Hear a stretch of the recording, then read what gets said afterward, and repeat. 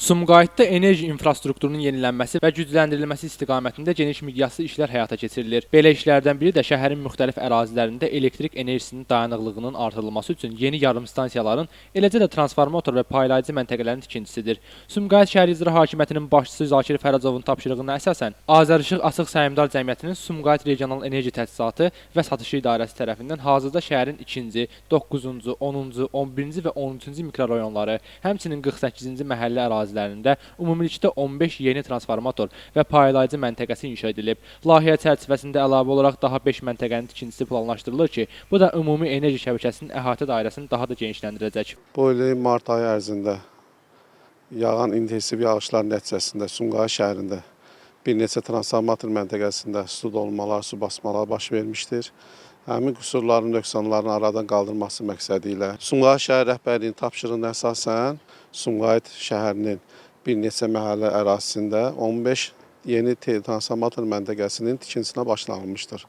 Hal-hazırda həmin transformator məntəqəsinin tikintiləri başa çatmaq üzrədir. Hal-hazırda daxildə yeni avadanlıqların quraşdırılması işlərinə başlanılacaqdır. Bundan əlavə olaraq deyə bilərəm ki, həmin transformator məntəqələrini əlaqələndirmək üçün yeraltı kabel xətlərində layihələndirilməsi işləri tamamlanmışdır. Hal-hazırda bir neçə transformator məntəqəsi arasında yeni kabel xətlərinin çəkilişinə başlanmışdır. İşlər tərəfimizdən davam etdirilir. Yeni qurğuların quraşdırılması mövcud şəbəkədə yüklənmənin azaldılmasına, elektrik enerjisinin daha sabit və itkisiz ötürülməsinə şərait yaradacaq.